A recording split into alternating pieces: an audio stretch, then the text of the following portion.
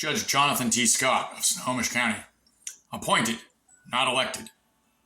Ex-Marine, sworn by blood oath to uphold the laws of this country, defend the Constitution, the United States of America, against all enemies, foreign and domestic.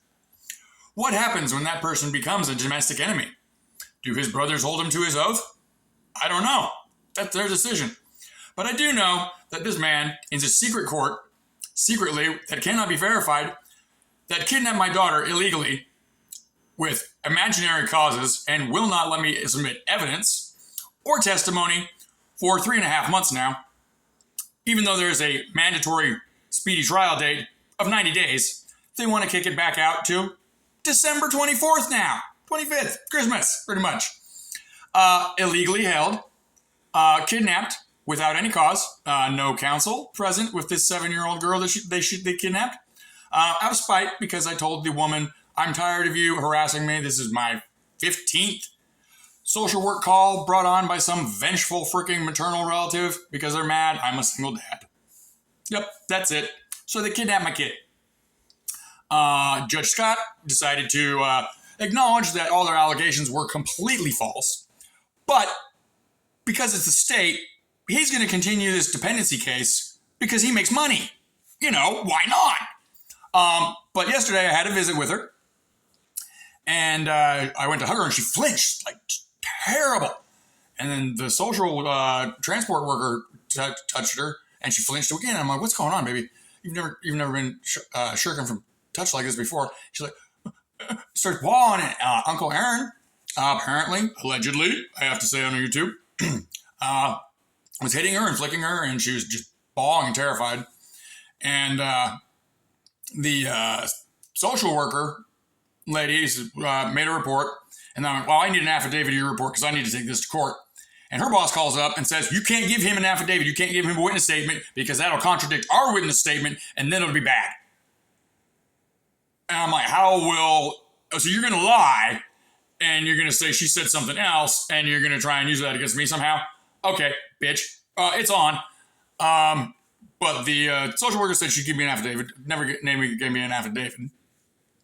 And I called her boss today, and she's like, you have to get it from dcyf. I'm like, they won't give it to me.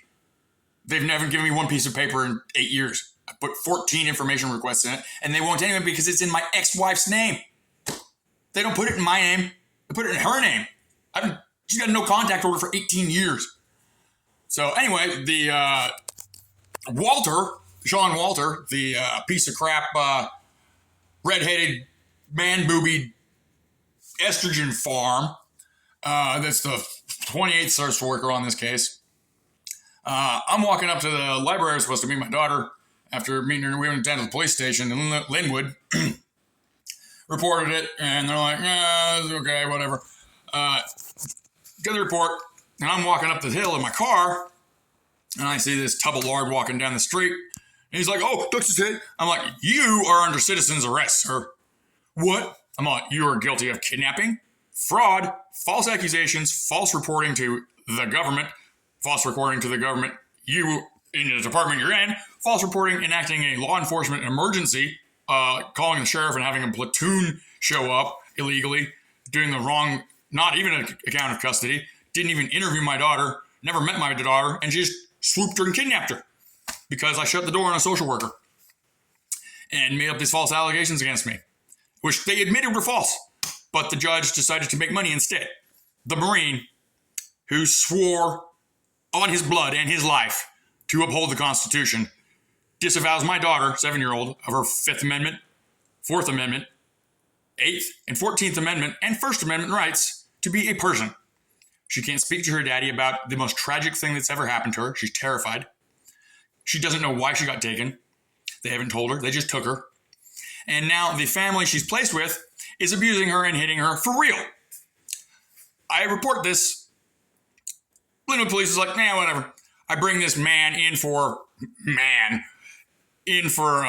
questioning or in to detain him. I'm prosecuting them in federal court in a civil matter and an injunction pertaining to this exact same thing because the state courts wouldn't take it. They're like, no, we're not doing anything. Nope. So I went to federal 9th district And I'm like, well, I'm an officer. I'm the prosecuting attorney. I'm an official in this thing. Like, you are in the middle of committing a felony perjury right now, going to this law officer, this Linwood police, giving him a fake piece of paper that doesn't pertain to this case. I'm like, I can't get a hold of it because it's in this secret court. Nobody can get a hold of it. You have a copy of it somehow?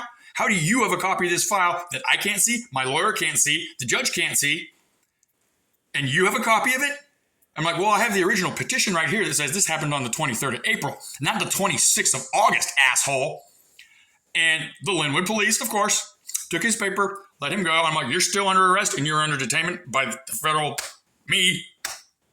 I'm something, I'm a prosecutor. And you're not done. We're not done. You know, if I have to get the FBI, the marshals, somebody's pressing charges against you for this. It's like 8 felonies per freaking page they've done to create this false document, and they admit it's false, and they're like, what are you going to do? You're in a secret court, boo-boo. And my lawyer works for them pretty much. I'm like, file a motion to dismiss. Like, there's fraud. There's 8,000 different reasons. 8,000 different reasons to file for a motion to dismiss. The length of time, period. They didn't serve me for 2.5 months. They kidnapped my kid and just failed to serve me. Failed to give me my notice of rights. Didn't fall Washington 13-34, all of it. Every procedure they're mandated to do, they didn't follow one freaking thing. The sheriff, his platoon, Adam Fortney from fucking Mill Creek, 40 miles away, she engineered them to come swoop her up. But the CPS kidnapper woman, Gutierrez, she was a half hour late to her own crime. They had to sit here and wait for her. And according to their police report, she was there for 45 seconds. Got in at 5:09 or something, and 5:10 and 10 seconds left, and said, "Oh, she reported all this." Like, lady, it takes 20 minutes to read in your court document. You went in there and ran out that fast? No way. And yesterday, got my visit. He shows up. I citizens arrest him, and he goes away, and now I can't get a hold of him one bit. I don't know where my daughter's at. I can't get a hold of her. I can't get a hold of the transport lady's boss. Says I have to go through CPS to get the report. They're not going to give it to me. My lawyer's like, well, we should go to trial in December.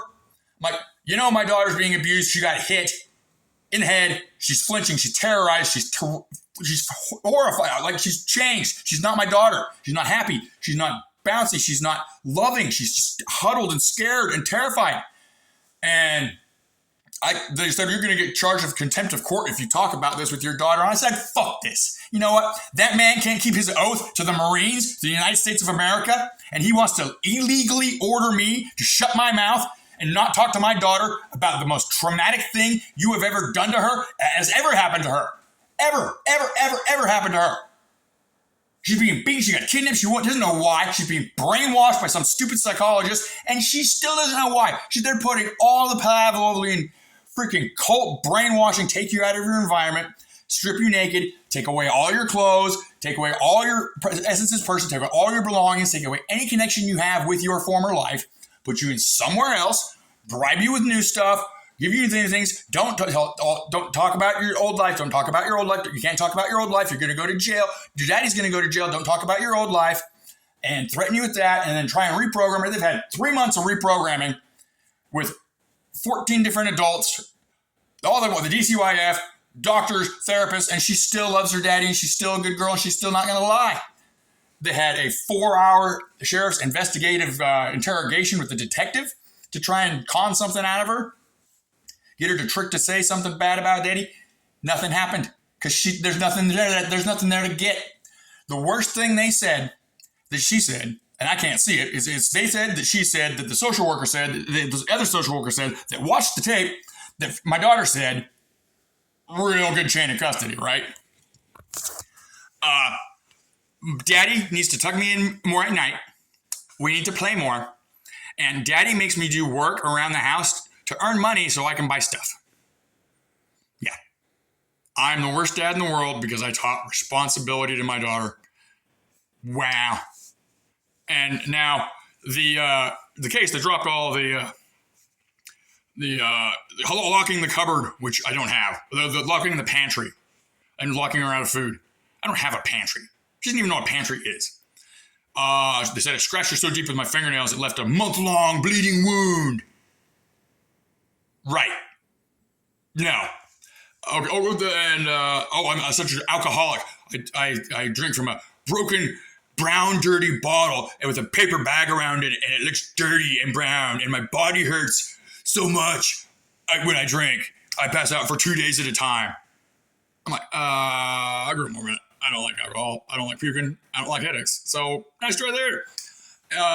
Well, you leave her alone for 2 days at a time, because that's what the exact RCW clause to do a dependency case says, is you have to leave them for 24 hours or whatever it is. And when you program that into ChatGPT because you're a lazy bureaucrat that works for the government and to have no imagination, that's what ChatGPT spits out. Try it.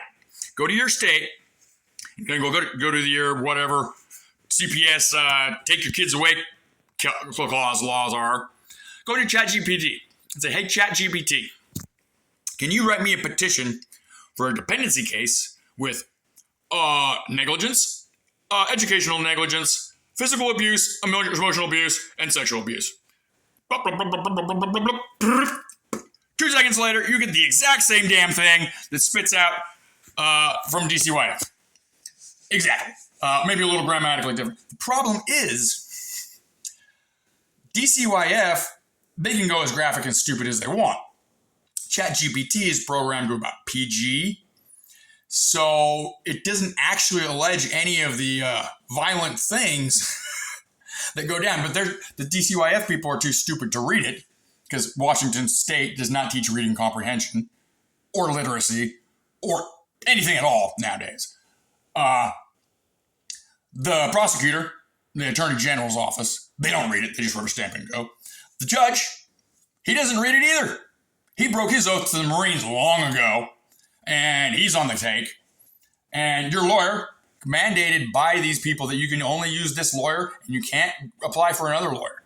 You can't go get your own private lawyer. Absolutely not. You have to use this lawyer at this law firm because we said so. Unless you live out of county, then you can use another lawyer from this lawyer at that county. But you can't go get your private lawyer. I'm like, that's fucking illegal. Really illegal. Nope. You can't do it. If you get another lawyer, we're going to take your kids away. Permanently. You're going to get permanent, no contact, because you got another lawyer. Really? How about a change of venue? Can I get this into the Superior Court public? Where I can, I don't know, audit what's going on and other people can go, oh, well, that's kind of fucked up. I see this in the court record, in the public record. Nope. Can't do that. Because